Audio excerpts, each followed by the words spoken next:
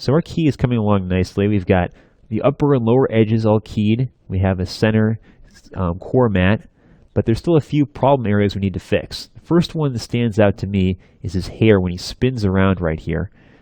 We're seeing some noise in the background. It's particularly evident on this frame here. And this is because he's casting a shadow on the green screen behind him, and Keylight is not getting out these noisy pixels for those frames. So the best way to deal with this would be to make a holdout mat for these frames for the hair. What a holdout mat is part of the green screen isolated, usually with Roto, and keyed separately to fix a problem area. So to make a holdout mat, we're going to need a copy of the green screen with no Keylight and no mask applied to it. If you don't already have one of those in your comp, you can make one very easily. Just select the core mat, hit Control-D to duplicate it, hit Enter. Let's rename this green screen. Then hit E to show all the effects applied to it, and Shift select them and delete them. Then hit M to show the masks and delete the mask. So now we have a copy of the green screen with no effects and no mask applied to it. So let's duplicate it, Control-D, and hit Enter, and we'll rename this one Holdout Mat Hair.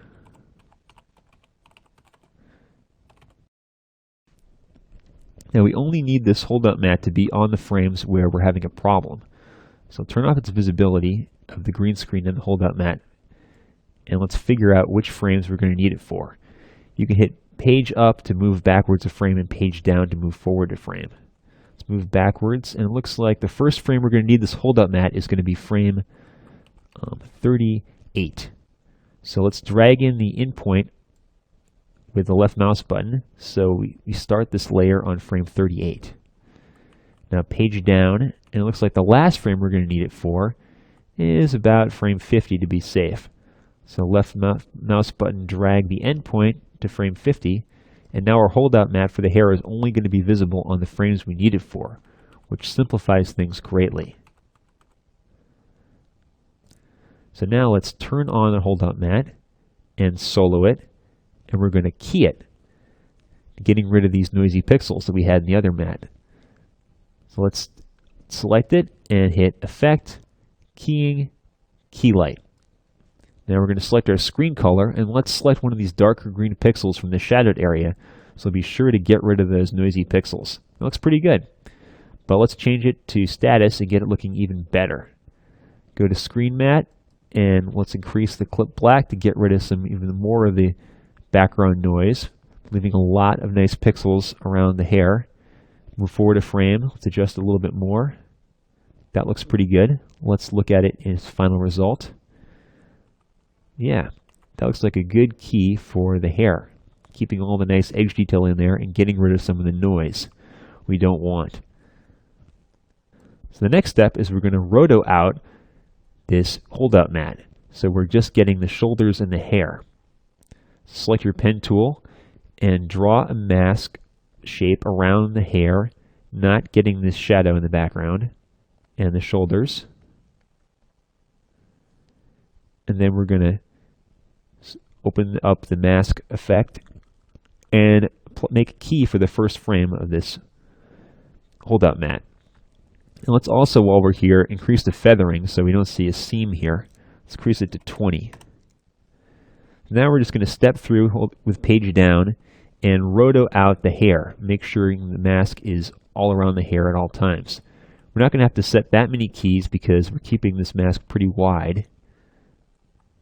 Okay, let's set another key as it moves down a little bit. That looks pretty good. Okay, so we've rotoed out our hair and shoulders. Let's turn off the solo effect. And look, we're getting this noise again. That's because it's inside of our edge. Our upper edge mat has got these noisy pixels in it. So what we're going to do is we're going to take the roto we just did for the holdout mat and apply it to the edge mat and subtract those pixels so we don't see this noise anymore. So make sure you're on the first frame of the holdout mat, frame 39, and select the mask and hit Control-C to copy it. Now let's go down to our top edge mat. And as you can see, it's causing the problem. So with it selected, hit Control-V to apply our mask that we had from the holdout mat. And let's change this mask from add to subtract. And now it's gone. We've gotten rid of the messy edge detail. However, we're not quite done yet. We only need this mask for the starting at the first frame of the holdout mat and ending in the last frame of the holdout mat. If we keep this mask going for the rest of it, it's going to cause problems. So let's go to the first frame of our holdout mat, which is frame 39, 38 rather, and then we'll go down to our mask we just applied to the top edge mat, and let's set a key for this for mask opacity at 100%. This means the mask is going to be totally visible at the first frame of our holdout mat. Now let's go backwards one frame with hitting page up to frame 37. And now we can set our mask opacity to 0. So the mask disappears and it appears right where we need it at the beginning of the holdout mat. So far so good. Now let's go to the last frame of the holdout mat.